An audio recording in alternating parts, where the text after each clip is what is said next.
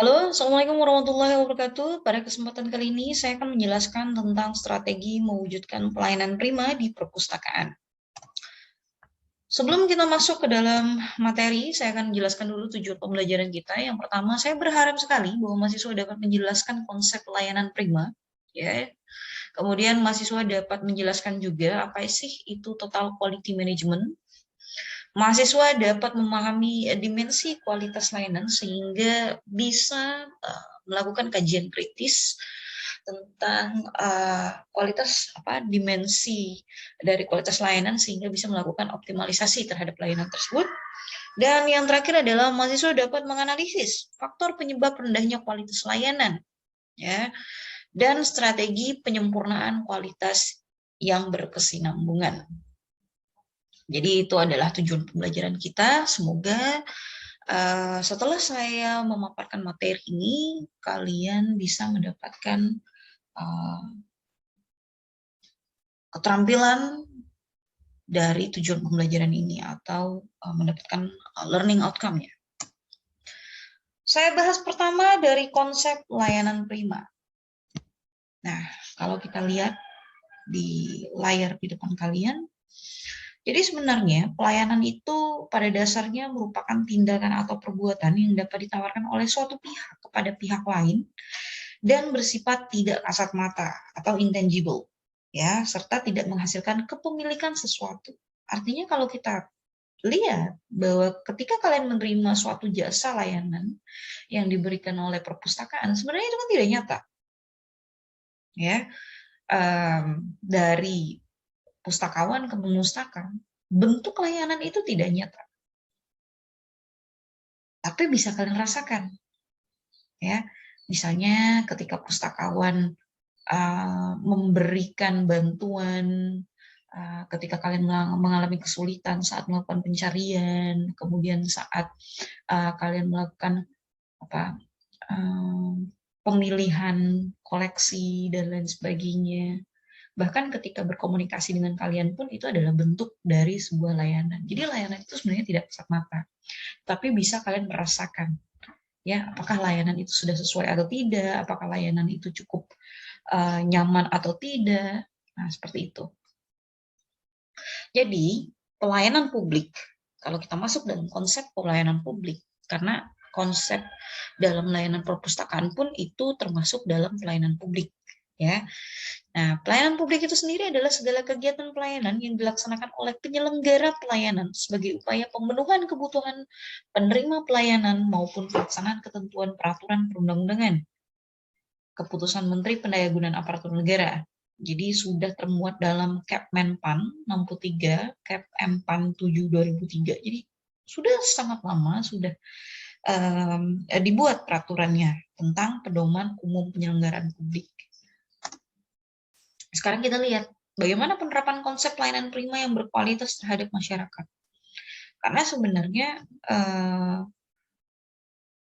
urusan pemerintah atau instansi yang berhubungan dengan pelayanan terhadap masyarakat, ya terutama dalam hal ini pasti instansi pemerintah, termasuklah di dalamnya perpustakaan, apakah itu perpustakaan provinsi, desa, kota, dan lain sebagainya yang bersinggungan langsung dengan pelayanan kepada masyarakat, mereka pasti akan menerapkan konsep pelayanan prima itu. Apakah perpustakaan jenis lain juga menerapkan konsep pelayanan prima? Tentu saja, karena bersinggungan dengan masyarakat. Jadi pemustaka yang kita layani adalah masyarakat, ya kan, masyarakat khusus dan masyarakat umum, tergantung mereka menargetkan siapa sih yang ingin dilayani. Tetapi ketika itu dalam jumlah besar, pemustaka yang kita layani dalam jumlah besar, bukan private, bukan khusus itu dalam artian ya hanya satu pustaka, seperti itu ya. Tapi selama dia memberikan pelayanan pada kelompok masyarakat, pada kelompok pemustaka, ya, general dari berbagai macam background dan lain sebagainya, maka dia termasuk dalam pelayanan publik gitu. Ya, jadi tetap harus melaksanakan pelayanan prima. Lantas apa sih konsep yang perlu kita terapkan? Ya, yang pertama adalah kesederhanaan. Artinya bahwa ketika suatu perpustakaan ingin ramai pengunjung, kemudian ingin banyak peminatnya, ya, banyak orang yang datang untuk memanfaatkan koleksi yang ada, maka prosedur atau tata cara pelayanan yang diselenggarakan secara mudah, lancar, cepat, dan tidak berbelit-belit, ya, agar mudah dipahami dan dilaksanakan. Kalau kita terlalu banyak membuat prosedur harus A, B, C, D, E, dan itu justru membuat ribet, masyarakat, wah, cukup satu kali mereka berkunjung, besok nggak mau datang lagi. Gitu. Jadi konsepnya adalah sederhana. Buatlah suatu prosedur dari suatu pelayanan itu yang memudahkan masyarakat. Sehingga ketika mereka datang dan akan menerima pelayanan itu jalannya lancar. Prosesnya cepat. Begitu. Yang kedua adalah kejelasan dan kepastian, ya. Ini menyangkut dari prosedur dari tata cara pelayanan umum tersebut. Persyaratan pelayanan umum baik teknis maupun administrasi itu harus jelas. Alurnya kemana? Ya, kalau memang membutuhkan persyaratan misalnya kartu keanggotaan atau misalnya pemustaka umum yang bukan berada dalam lingkungan tersebut, itu harus misalnya menggunakan kartu pinjam khusus atau harus melakukan registrasi di awal, ya, ya untuk apa? Untuk menjamin bahwa walaupun mereka itu adalah kelompok pemustaka luar, tapi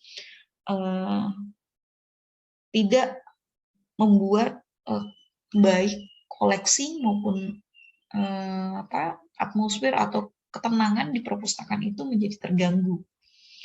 Jadi ya itulah maksud dari kejelasan. Jadi biar kita tahu mana sih batas-batas yang bisa kita akses, batas-batas mana yang bisa membuat kita nyaman lah berada di perpustakaan. Itu penting untuk diketahui bersama. Nah, unit kerja atau pejabat yang bertanggung jawab juga harus menjelaskan bagaimana cara pembayarannya misalnya, atau jadwal waktu penyelesaian pelayanan umumnya berapa lama gitu. Dia harus jelas misalnya. Sebenarnya dalam suatu perpustakaan itu kan organisasi. Nah, dalam organisasi ini banyak pelayanan.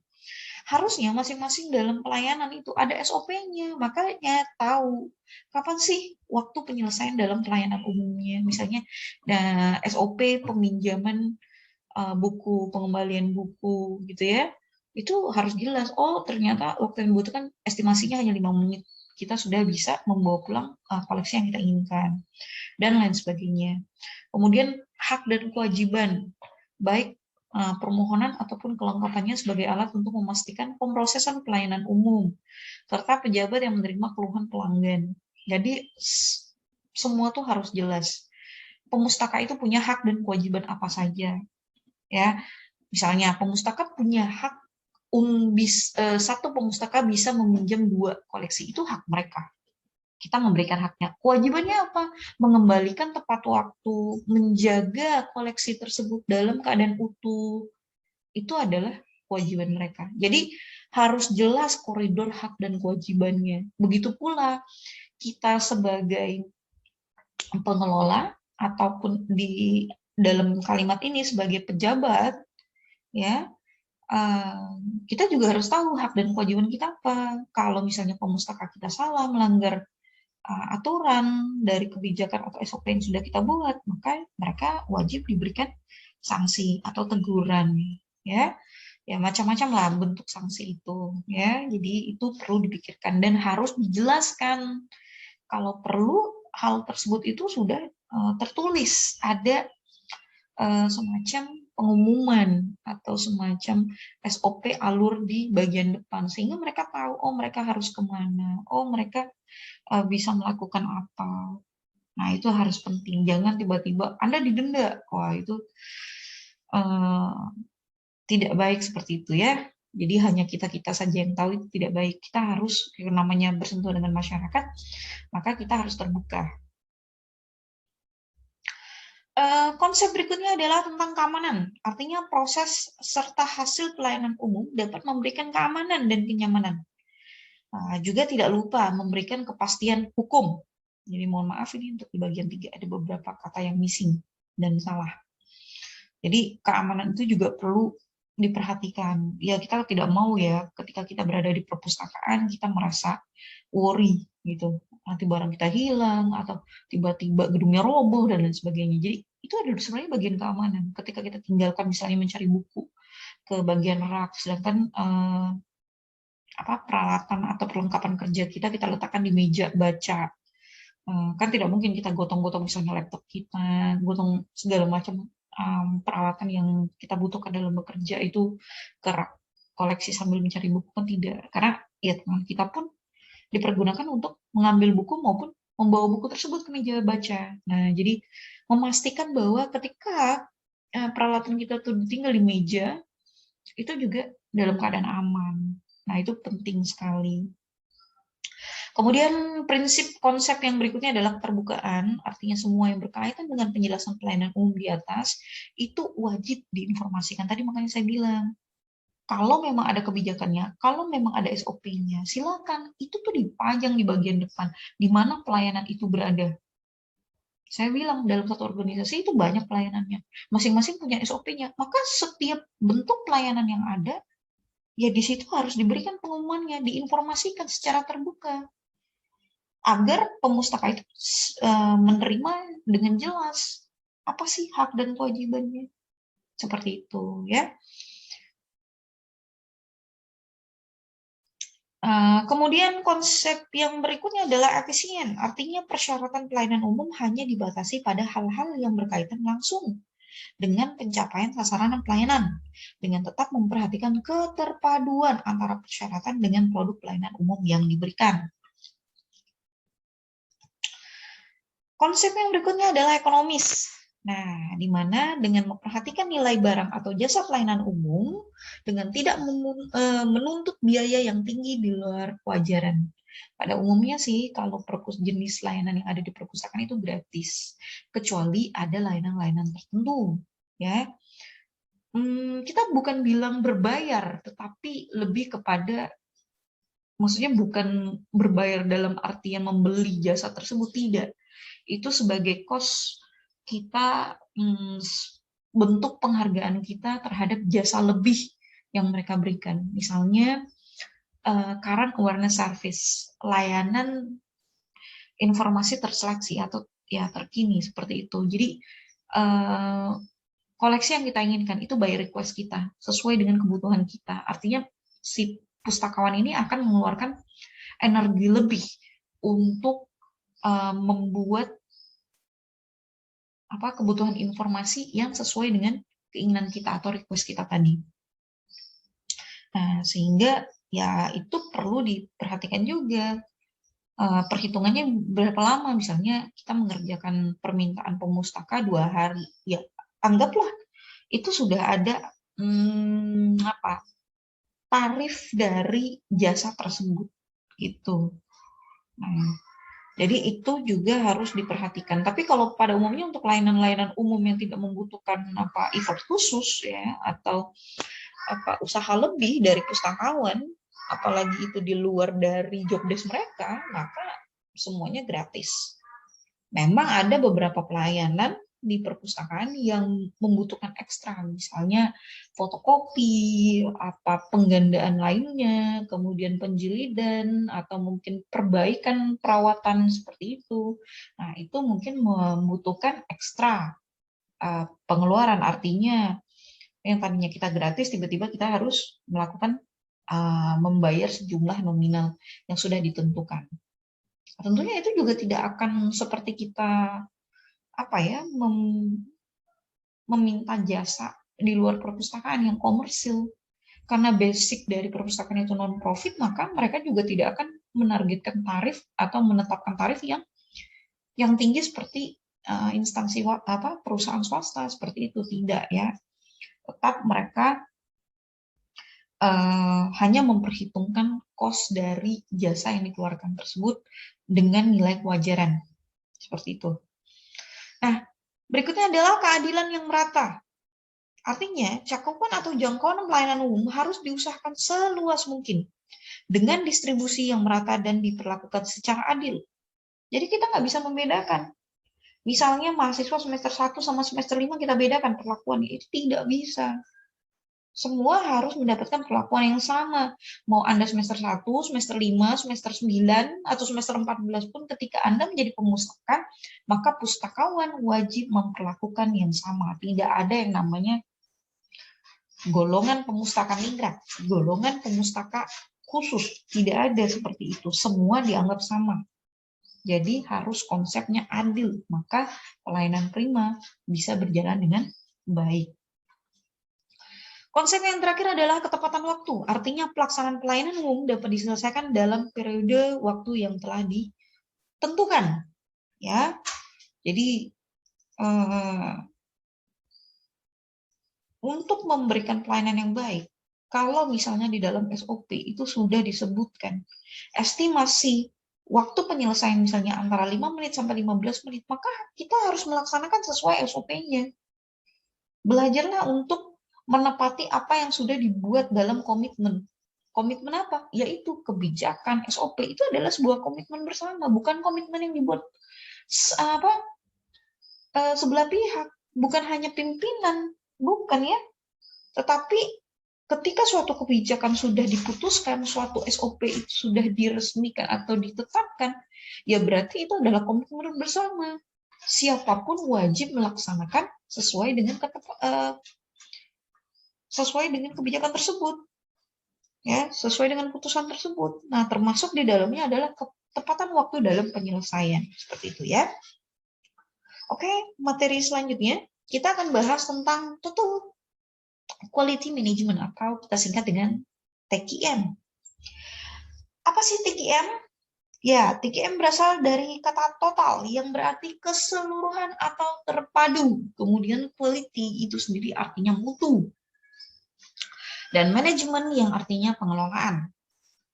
Saya mengutip dari Ciptono ya, bahwa TQM ini merupakan suatu konsep manajemen modern yang berusaha untuk memberikan respon secara tepat terhadap setiap perubahan yang ada, baik didorong oleh kekuatan eksternal maupun internal organisasi. Kita tidak bisa pungkiri bahwa suatu organisasi itu bukan hanya kita pandang dari sisi internal, tapi juga ada eksternal. Siapa itu? Ya stakeholder, ya rekan atau mitra kita, baik itu dalam bentuk kerjasama ataupun sebagai customer, mereka itu adalah pihak eksternal. Lantas apa yang dimaksud dengan kekuatan eksternal? Itu bisa macam-macam. Bisa kita sebut sebagai peluang, tetapi bisa juga kita berpikir itu adalah tantangan, seperti itu.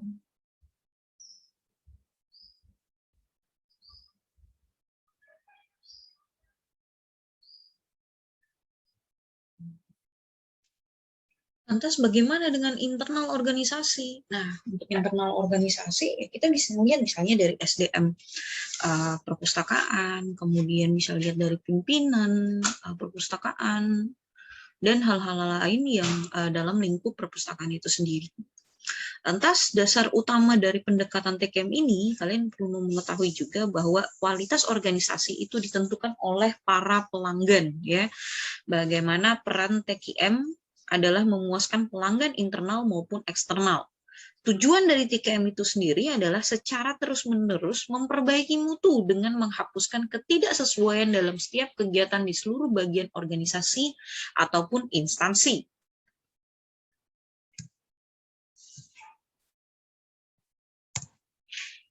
Oke, sekarang kita lihat apa saja sih yang termasuk dalam karakteristik TQM ini, ya, diterapkan di perpustakaan.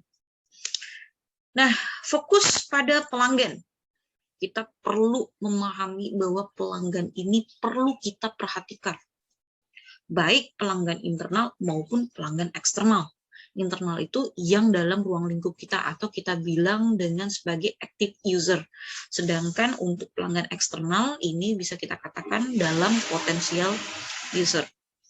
Ya, jadi kita harus memperhatikan kebutuhan mereka seperti apa, keinginan mereka seperti apa, kenyamanan mereka seperti apa, keamanan untuk mereka itu seperti apa.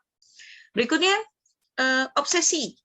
Obsesi tinggi terhadap kualitas itu sendiri. Kita perlu menanamkan dalam diri kita, ya, baik itu pimpinan maupun staf, itu perlu menanamkan satu tujuan yang sama dan memiliki obsesi tinggi terhadap suatu kualitas.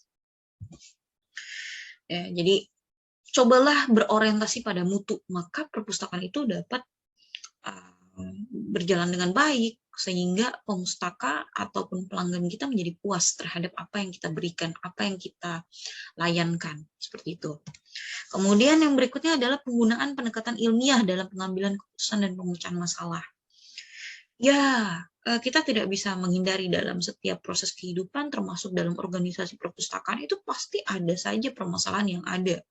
Ya, entah itu bentuknya keluhan dari pemustaka sebagai pelanggan kita, entah itu misalnya ada koleksi yang rusak, hilang, itu adalah suatu permasalahan. Bahkan dalam lingkup internal pun, sesama SDM yang ada atau antar pegawai, ini bisa saja terjadi perselisihan. Itu juga bentuk dari permasalahan, sehingga egonya muncul, profesionalismenya tersingkirkan. Itu adalah suatu permasalahan. Maka kita melakukan pendekatan ilmiah,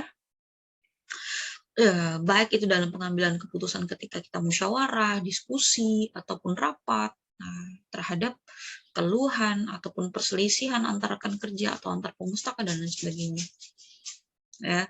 Mengapa? Karena kita harus mengedepankan mutu. Kita harus mengedepankan profesionalisme kita bekerja untuk peningkatan terhadap kualitas kita dalam memberikan pelayanan dan bekerja.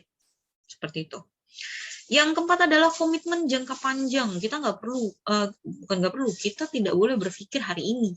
Hari ini kita memberikan layanan terbaik, tidak demikian. Makanya, untuk menjaga suatu kualitas akan lebih baik jika dalam suatu organisasi selalu memberikan motivasi, terutama pimpinan ataupun rekan sejawat itu memberikan motivasi terhadap rekan yang lainnya. Itu bisa dilakukan pada awal. Sebelum membuat pelayanan, kita bisa melakukan briefing atau ibaratnya ya apel seperti itu. Untuk apa sih? Ya, untuk memotivasi antar sesama kita dalam bekerja, mengingatkan kembali bahwa kita harus memberikan pelayanan yang baik, memberikan pelayanan prima. Kita harus memulai sesuatu itu dengan semangat, agar keberlangsungan dari pelayanan yang kita berikan kepada masyarakat itu bisa berjalan dengan lancar, berjalan dengan baik, bukan hanya pada masa ini, tapi masa mendatang juga. Jadi, mutu ini akan berdampak pada citra kita. Kalau pelayanan kita buruk, maka citra kita juga buruk. Kalau pelayanan kita baik, maka citra kita juga baik. Citra itu datangnya dari mana? Citra itu bukan dari sudut pandang kita, bahwa kita yang menilai diri kita baik, tidak. Tapi citra itu muncul dari pelanggan kita, yaitu pemustaka. Maka kita perlu menanamkan komitmen jangka panjangnya. Karakter yang berikutnya adalah kerjasama teamwork. Nah, ini sebenarnya ketika kalian apply dalam suatu pekerjaan, apapun jenis pekerjaannya, salah satu item penting yang biasanya disebutkan dalam persyaratan pegawai atau pelamar itu adalah kerjasama tim. Seseorang itu harus mampu melakukan kerjasama dengan timnya. Apalagi dalam suatu organisasi perpustakaan, kalian itu bisa sewaktu-waktu di rolling ke pelayanan A, pelayanan B, pelayanan C. Dengan lingkungan yang berbeda, walaupun dalam satu organisasi, pasti lingkup atau budaya kerjanya berbeda. Kemudian orang-orangnya juga berbeda. Nah, tapi kita karena sudah dimasukkan dalam kelompok tersebut, dalam pelayanan tersebut, kita harus profesional dalam bekerja, harus bisa bekerja sama dengan tim yang lain. Walaupun di dalamnya ada junior senior, artinya ada yang lebih tua daripada kita, ada yang lebih dahulu menjadi pegawai di situ, dan lain sebagainya. Kita harus mampu beradaptasi dan berbaur untuk menghasilkan suatu kerjasama tim yang solid. Itu dia, penting. Berikutnya, karakter keenam adalah adanya keterlibatan dan pemberdayaan staf. Masing-masing staf itu kalau bisa, ya, dan harus bisa sebenarnya, bukan kalau bisa lagi, tapi harus bisa, itu terlibat dalam suatu kegiatan. Jadi jangan merasa bahwa itu kan bagian layanan sirkulasi, bukan bagian layanan pengolahan. Apakah tidak diperkenankan layanan sirkulasi membantu pengolahan dan pengolahan membantu sirkulasi? Pada situasi tertentu, pada kondisi yang memang mengharuskan bantuan atau tidak bisa tertangani sendiri oleh bagian tersebut, maka Sewajarnya kita sebagai anggota tim tadi, walaupun bukan berada dalam layanan tersebut, ya kita bantu dalam suatu kegiatan ataupun pelayanan tersebut. Jadi keterlibatan itu penting, gitu ya. Jadi kita memberdayakan staf yang ada, apalagi kalau dalam suatu organisasi perpustakaan tersebut stafnya itu terbatas, ya, karena persyaratan untuk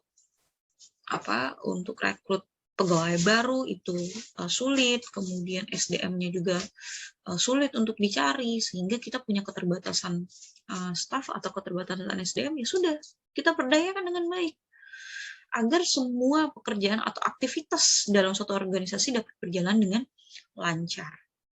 Karakteristik yang berikutnya adalah perbaikan proses secara berkesinambungan.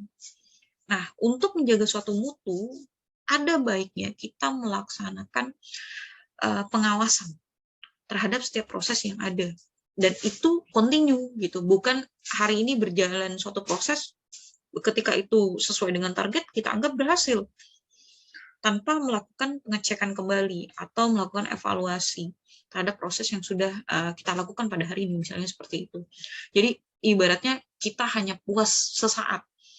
Pada saat proses itu berjalan dan selesai, dan itu sesuai dengan target, kita anggap baik. Stop aja di situ. Nah, itu salah. Jadi kita perlu melakukan peningkatan setiap kali kita melakukan pelayanan. Jangan berpikir tentang hari ini saja, tapi besok, dan besoknya lagi kita berusaha atau berupaya untuk melakukan perbaikan terhadap setiap proses pelayanan kita. Kalau misalnya hari ini kita melakukan kesalahan kecil, kita lupa misalnya harusnya pemustaka tersebut mendapatkan sanksi karena terlambat 1 hari, tetapi ya sudahlah, hanya 1 hari, nah kita ikhlaskan misalnya seperti itu. Kita harus sesuai dengan prosedurnya juga, harus sesuai dengan kesepakatan juga. Jika satu pemustaka kita bebaskan dari sanksi, maka pemustaka lain juga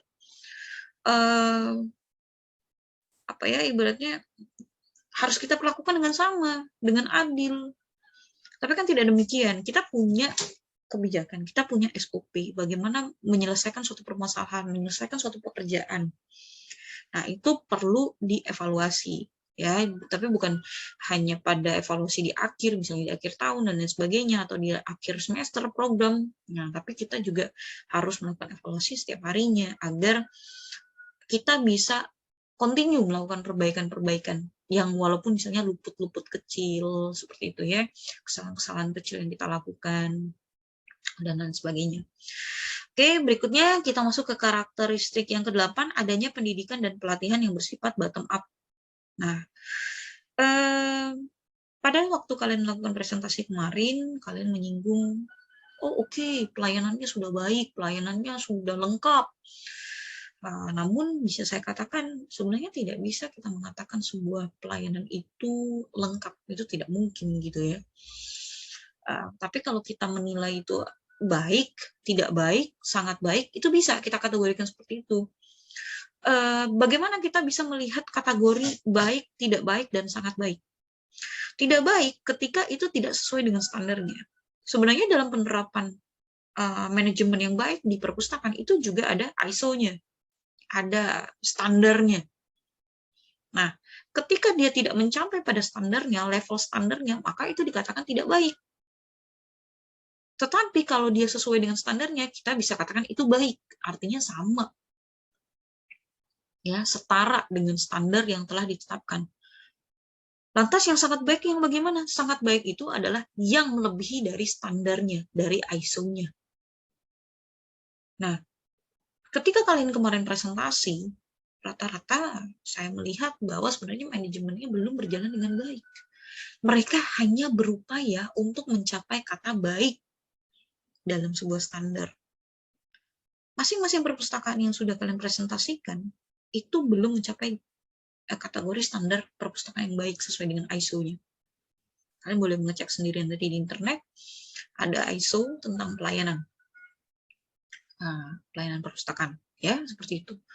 Lantas apa yang bisa kita upayakan? Apa yang bisa kita lakukan untuk melakukan peningkatan, perbaikan, ya, untuk dalam kategori sangat baik, paripurna, ibaratnya seperti itu. Apa yang bisa kita lakukan? Yaitu tadi, ketika misalnya kita menganalisis suatu permasalahan SDM-nya tidak sesuai dengan background-nya, atau SDM-nya kurangnya pengetahuan atau keterampilan, maka kita berikan pendidikan dan pelatihan. Kita bisa mulai dari bottom up. Artinya kita lihat mana sih yang sering ibaratnya mengalami kendala saat melakukan pelayanan atau dalam melakukan pekerjaan, penyelesaian pekerjaan. Mana nih SDM tersebut yang benar-benar membutuhkan percepatan dalam memperoleh pengetahuan maupun keterampilan. Artinya kita prioritaskan untuk mendapatkan pendidikan atau pelatihan. Baik itu pendidikan atau pelatihan yang formal maupun tidak formal. Bisa melalui diklat, bisa melalui webinar, dan lain sebagainya. Atau pelatihan offline lainnya, BIMTEK. Tapi kita harus prioritaskan mana nih yang kira-kira SDM yang memang membutuhkan skill itu dalam waktu dekat. Karena terlalu banyak permasalahan. Ibaratnya nanti misalnya dia bekerjanya lambat, yang harusnya SOP-nya 15 menit selesai pekerjaan tersebut, tapi dia bisa membutuhkan waktu 1 jam untuk penyelesaian. Ini kan akan menjadi permasalahan di masa mendatang. Akan banyak pekerjaan yang menumpuk dan tertunda. Karena kenapa? Karena kerjanya lambat. Kenapa dia lambat? Karena pengetahuannya kurang. Banyak sekali permasalahan yang ada. Nah, inilah waktunya kita untuk melakukan observasi, melakukan pengawasan tadi dalam setiap prosesnya. Apa sih sebenarnya permasalahan sehingga tidak tercapai sesuai standarnya? Yang baik itu kan yang melebihi standarnya. Kalau masih sesuai standar, itu tadi saya bilang, hanya dalam kategori baik. Jadi kalian tidak bisa mengatakan bahwa suatu pelayanan itu baik atau tidak baik, ataupun sangat baik ketika memang masih ada komponen-komponen yang tidak sesuai. Ada komponen-komponen yang tidak sesuai dengan komponennya, sesuai dengan targetnya, seperti itu. Jadi itulah pentingnya kita menerapkan total quality management dalam suatu organisasi dan termasuk dalamnya perpustakaan agar kualitas itu tetap terjaga. Kenapa? Karena ketika kualitas itu tidak baik, maka imbasnya adalah pada citra perpustakaan. Bagaimana kalau citra perpustakaan itu negatif, dipandang negatif oleh pemustaka? Banyak dampaknya. Perpustakaan kita tidak diminati, tidak ada yang berkunjung, karena pelayanannya jelek. Itu yang kita perlu pertahankan, bagaimana mempertahankan citra itu dan meningkatkan citra tersebut. Sehingga perpustakaan dapat berjalan dengan baik. Eksistensinya akan terus berlanjut. Ya, walaupun kita adalah lembaga non-profit, tetapi kita juga harus paham bahwa kita memiliki kewajiban terhadap pekerjaan kita, seperti itu ya. Oke, berikutnya apa lagi? Kebebasan yang terkendali. Seperti apa sih kebebasan yang terkendali? Masing-masing staf, masing-masing SDM yang ada di lingkup organisasi itu memiliki kesempatan yang sama. Ya, baik dalam pendidikan, pelatihan, kemudian dalam rapat, dalam musyawarah dan lain sebagainya. Mereka punya kesempatan yang sama. Kita diberikan kebebasan untuk memberikan ide, memberikan inovasi dan lain sebagainya. Tetapi harus terkendali. Artinya jangan semena-mena. Kita melihat ide, memberikan ide pun, menyumbangkan ide pun, memberikan pendapat pun, ya kita harus memperhatikan siapa yang kita ajak berdiskusi, siapa yang ingin kita berikan saran, kritik, dan lain sebagainya. Seperti itu ya, kebebasan ya. Kita mau melakukan inovasi pun kita melihat lagi apakah sudah sesuai dengan tujuan visi misi dari organisasi kita atau tidak. Jadi jangan terlalu ekspresif juga gitu. Jadi kita harus melihatkan aspek-aspek yang lain. Itulah yang dimaksud dengan kebebasan yang terkendali. Oke, dan yang terakhir adalah adanya kesatuan tujuan. Jadi upayakan setiap SDM yang ada, setiap elemen yang ada, itu punya satu tujuan yang sama. Kita ingin perpustakaan kita maju. Perpustakaan kita bisa memberikan pelayanan terbaik kepada pemustaka. Itu dia, satu tujuan. Gitu ya. Saya rasa untuk karakteristik TQM mudah untuk dipahami dan akan segera kita terapkan ketika misalnya kalian nanti sudah menjadi pustakawan. Silakan terapkan TQM agar perpustakaan kalian jadi unggul. Konsep TQM kaitannya dengan pelayanan prima itu seperti apa? Jadi konsep TQM itu sebenarnya menekankan pada beberapa aspek. Yang pertama adalah berfokus pada pemustaka tadi, oke. Ya, kemudian ada obsesi terhadap kualitas, pendekatan keilmuan, komitmen jangka panjang, ada kerja sama timnya juga, ada pendidikan dan pelatihan, seperti itu. Itu sudah saya jelaskan tadi. Jadi kita skip aja. Kemudian bagaimana dimensi kualitas layanannya? Yang pertama, rehabilitas. Ini berkaitan dengan kemampuan perpustakaan untuk menyampaikan layanan yang dijanjikan secara akurat sejak pertama kali. Oke. Kemudian ada daya tanggap. Berkenaan dengan kesediaan dan kemampuan perpustakaan untuk membantu para pemustaka dan merespon permintaan mereka dengan segera. Biasalah, pustaka ini kan kadang ada yang membutuhkan koleksi A ke koleksi B dan koleksi C, pelayanan A, B, C. Ketika tidak ada dalam suatu organisasi, mereka memberikan saran tersebut, ya kita harus meresponnya. Gitu ya, walaupun tidak semua bisa kita penuhi, ya kita lihat dulu kemampuan kita seperti apa. Tapi tetap mengupayakan untuk melakukan terbaik dalam upaya kita tanggap terhadap permintaan mereka, keluhan mereka. Kemudian ada jaminan berkenaan dengan pengetahuan dan kesopanan petugas perpustakaan serta kemampuan mereka dalam menumbuhkan rasa percaya dan keyakinan pemustaka. Kita itu harus terlihat profesional di depan pemustaka yang kita layani, di depan pelanggan kita. Ya, jangan menunjukkan ketidaktahuan, menunjukkan bahwa kita itu tidak bertanggung jawab terhadap pekerjaan kita sebagai pustakawan. Nah, itu hindari kegiatan-kegiatan ataupun sikap yang menunjukkan bahwa kita itu tidak profesional sebagai pustakawan. Kita harus menjamin bahwa ketika pemustaka datang, kita bisa memberikan pelayanan terbaik itu. Kita harus berikan jaminan tersebut. Kemudian dimensi berikutnya adalah empati, berkenaan dengan petugas perpustakaan memahami masalah pada para pemustakanya dan bertindak demi kepentingan pemustaka, serta memberikan perhatian personal kepada para pemustaka dan memiliki jam operasi yang nyaman. Ya, itu adalah bentuk empati kita. Nah, ini yang belum kita berikan di sebagian perpustakaan. Apa itu empati? Kadang jam operasi layanan tidak sesuai dengan kebutuhan mereka. Pada waktu mereka menjalankan pendidikan, ya misalnya jam 7 sampai jam 2, pada jam itu juga operasional perpustakaan. Lantas, kapan waktu mereka untuk berkunjung? Itu kan tidak sesuai. Sebenarnya itu adalah bentuk empati kecil kita. Mari kita rumuskan lagi hal-hal yang menyentuh ranah mereka. Kalau memang mereka membutuhkan ekstra hour, waktu jam yang lebih, ya kenapa tidak? Itu adalah bentuk empati kita. Artinya kita peduli kepada mereka. Mereka membutuhkan perpustakaan sehabis mereka berkuliah, berarti atau habis mereka sekolah, atau habis bekerja, ya berarti kita extra hour. Atau ada jam layanan yang digeser, sehingga mereka tetap bisa memanfaatkan perpustakaan. Kemudian berikutnya adalah bukti fisik atau tangible, berkenaan dengan penampilan fisik, fasilitas layanan, peralatan atau perlengkapan, sumber daya manusianya, materi komunikasi perpustakaannya. Gedung dan ruang perpustakaan yang kotor dan suram akan dinilai jelek oleh pemustaka. Pustakawan yang berpenampilan compang-camping, tidak memberikan senyum, kemudian attitude-nya juga kurang dalam pelayanan, itu juga akan membuat nilai jelek oleh pemustaka. Jadi aspek bukti fisik yang bisa dilihat kasat mata itu harus kita jaga juga untuk meningkatkan kualitas layanan kita.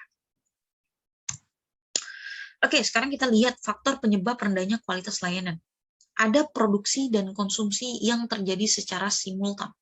Artinya, jasa diproduksi dan dikonsumsi secara bersamaan sehingga akan terjadi interaksi antara pustakawan dan pemustaka. Pada waktu interaksi terjadi, akan ada beberapa kemungkinan yang mungkin akan berdampak negatif terhadap persepsi kualitas itu sendiri. Apa saja?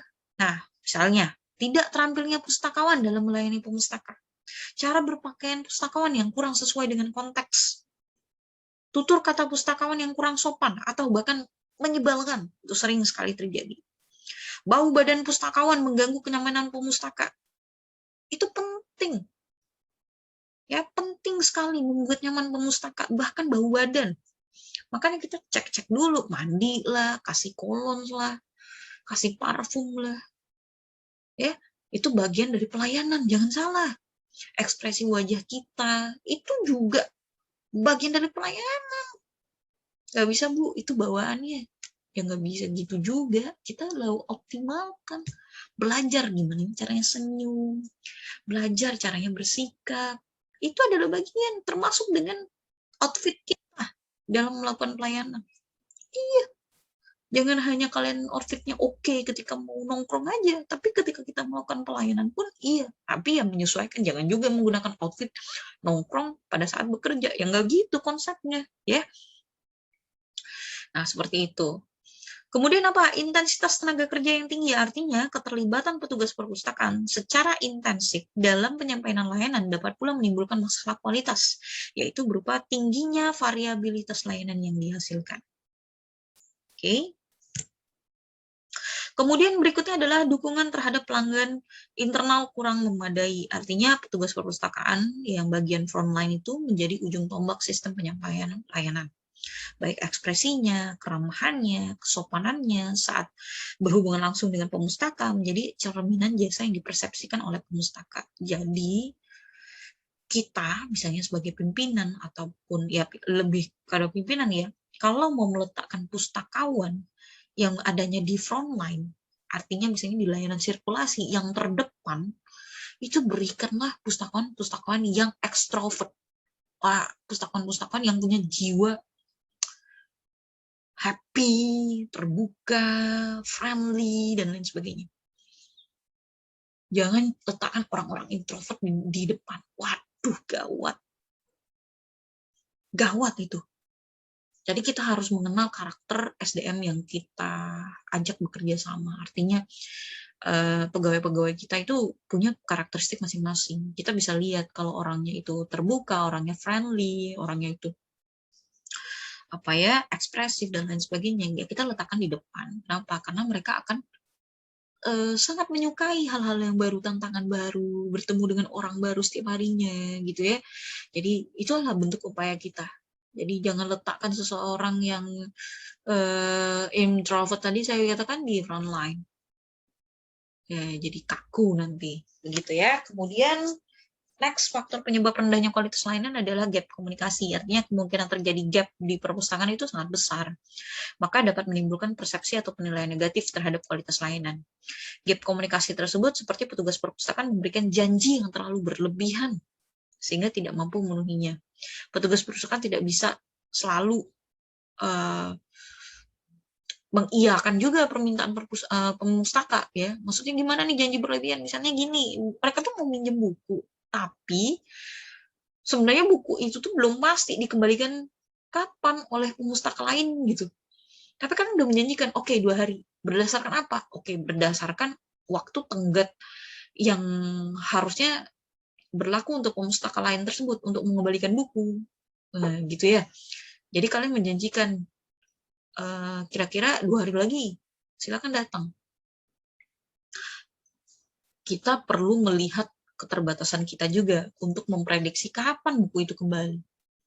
Jadi jangan juga terlalu berjanji, iya nih jam 7 pasti bukunya kembali, silakan datang lagi. Nggak bisa gitu. Jangan memberikan sesuatu yang tidak pasti kepada mereka atau janji yang terlalu berlebihan. Kita harus mengukur, kita kasih estimasi. Kira-kira misalnya kalau misalnya jadwal kembalinya tanggal 5, kita kasih estimasi lah tanggal 6 atau tanggal 7 mereka kembali. Atau memberikan solusi lainnya. Seperti itu ya. Ya, itulah kira-kira faktor penyebab rendahnya kualitas layanan. Kemudian faktor berikutnya adalah memperlakukan semua pelanggan dengan cara yang sama. Artinya petugas perpustakaan harus peka, mampu memahami kebutuhan spesifik pemustaka dan perasaan mereka. Ya, tidak semua pemustaka dapat diperlakukan sama karena mereka memiliki preferensi, perasaan, emosi masing-masing. Jadi ketepatan dalam memperlakukan mereka perlu diperhatikan. Nah, itulah kenapa kita belajar psikologi perpustakaan. Karena orang itu beda-beda setiap karakter pemustaka yang kita layani. Nah, kita perlu tahu ini kalau kita tidak mempelajari psikologi pemustaka yang kita layani, maka akan menyebabkan rendahnya kualitas layanan. Itu sebabnya kita kenapa belajar motivasi, belajar sikap, dinamika kelompok, dan lain sebagainya. Karena apa? Ya karena ini adalah upaya kita untuk meningkatkan kualitas layanan kita. Kalau sampai itu terjadi, ya konsekuensinya adalah kualitas layanan kita akan dipandang jelek oleh mereka. Oke, next, perluasan atau pengembangan layanan secara berlebihan. Artinya menambah layanan baru belum tentu menghasilkan layanan yang optimal karena jumlah layanannya yang relatif lebih banyak namun tidak diimbangi dengan standar kualitas layanannya. Janganlah kita terlalu banyak melakukan inovasi layanan kalau SDM kita misalnya cuma 1-2 orang. Wah, kelabakan. Nggak imbang, nggak balance ya antara SDM yang tersedia sama inovasi layanan yang terlalu berlebihan. Jangan, itu malah membuat diri kita menjadi sulit untuk menerapkan kualitas layanan. Ya, harus kita imbangi, harus kita pikirkan. Kemudian visi bisnis jangka pendek, artinya visi perpustakaan yang dibangun dalam jangka pendek dapat merusak kualitas layanan yang sedang dibentuk untuk jangka panjang. Sebaiknya kita nggak hanya, tadi saya bilang, jangan memikirkan hari ini bagaimana proses, termasuk dalam memberikan pelayanan ya.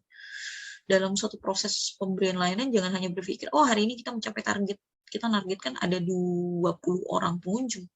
Oke, 20 pengunjung terlaksana. Nah, kita perlu review juga pada hari itu kita memberikan layanan seperti apa, ada miss atau tidak, gitu ya. Jadi kita harus berpikir jangka panjang, jangan hanya punya visi pendek. Hari ini selesai ya udah, berarti kita berhasil. Tidak demikian, ya. Oke, bagaimana strategi penyempurnaan kualitas berkesinambungan yang dilakukan oleh perpustakaan? Yang pertama, perpustakaan wajib berupaya menyampaikan layanan berkualitas terbaik kepada para pemustaka. Yang kedua, melakukan perbaikan penampilan fisik perpustakaan dengan cara penataan ruangannya, melengkapi fasilitas yang ada di dalamnya sesuai dengan kebutuhan pemustaka. Tentunya ini kita sesuaikan dengan budget dan sesuaikan dengan kemampuan kita. Kalau budgetnya minim, tapi kita berkemampuan untuk melakukan penataan ruangan, agar jangan terlihat penuh perpustakaan itu, jangan terlihat berantakan, jangan terlihat kotor. Itu kan bisa kita lakukan tanpa budget. Ya, jangan semata-mata, oh ini nih perpustakaannya nggak lengkap karena nggak punya komputer, nggak punya internet, dan lain sebagainya. Kita nggak bisa memaksakan sesuatu yang di luar kehendak kita, terutama dengan budget. Kalian nggak bisa terus-terusan mendesak pimpinan kita untuk mengeluarkan budget sekian. Kalau memang instansi kita tidak memiliki budget yang cukup atau lebih, kita tidak bisa memaksakan. Apa yang bisa kita upayakan? Lakukan negosiasi, lakukan kerjasama. Jika memang fasilitas itu penting dan sangat urgent untuk ada di perpustakaan, kita yang berpikir, kita upayakan gimana fasilitas itu ada. Tapi ketika budget kita terbatas, apa yang bisa kita upayakan? Penataan ruangan. Itu udah minimal. Kita buat nyaman seperti kamar kita. Ya, ibaratnya bersih, rapi, seperti itu. Itu kan tanpa budget. Kita tata agar tidak kelihatan berantakan, tidak kelihatan terlalu penuh, jadinya nanti sesak di dalam seperti itu. Itu ya bagian dari upaya kita. Ya. Kemudian mengembangkan teknologi informasi dan komunikasi. Nah, seharusnya dan sebaiknya memang kita sudah high-tech, ya, perpustakaan itu sudah menerapkan dan mengadaptasi teknologi. Tetapi kalau memang belum memungkinkan, jangan perlu kita paksakan harus mengikuti yang lain. Bukan begitu juga konsepnya. Kita lihat kemampuan kita bagaimana, kemampuan instansi kita, kemampuan SDM kita, apakah mereka sudah punya pengetahuan dan keterampilan. Nanti kalau udah ada komputer nggak tahu cara ngoperasiinnya. Jadinya apa? Mubazir. Kan begitu. Jadi semua itu harus balance. Gitu ya. Berikutnya, mendidik pemustaka tentang layanan melalui kegiatan pendidikan pemakai. Jadi pendidikan pemakai itu adalah suatu harusan yang kita lakukan. Akan lebih baik namanya pendidikan pemakai itu bukan hanya di awal saja atau di akhir saja, tetapi continue. Agar apa? Agar mereka punya pengetahuan yang cukup bagaimana caranya merawat koleksi, merawat fasilitas yang ada, menggunakan koleksi. Nah, itu penting penting. Bagaimana mencari koleksi, itu penting kita berikan edukasinya. Dan itu tidak bisa hanya diberikan satu kali seumur hidup, nggak bisa. Ibarat kata kalian maba, kita hanya berikan edukasinya di awal waktu kalian jadi maba. Ya kan nggak bisa seperti itu konsepnya. Kita harus lakukan continue untuk melakukan pendidikan pemakai. Ya. Berikutnya apa? Mengadakan evaluasi kualitas layanan dan evaluasi kinerja yang dilakukan pustakawan. Evaluasi yang baik itu bukan hanya di akhir program, bukan hanya di akhir semester, bukan hanya di akhir tahun, tapi kalau bisa itu dilakukan secara berkontinu setiap waktunya, setiap detailnya. Jadi ada jangka waktu khusus memang yang sudah kita persiapkan untuk melakukan evaluasi kualitas layanan, yaitu evaluasi pendeknya seperti itu ya, agar kita bisa selalu melakukan improvisasi, peningkatan terhadap layanan yang sudah kita lakukan seperti itu. Oke, cukup itu saja yang bisa saya sampaikan. Mudah-mudahan bermanfaat dan mudah untuk dipahami materi yang saya sampaikan. Akhir kata saya ucapkan terima kasih. Assalamualaikum warahmatullahi wabarakatuh.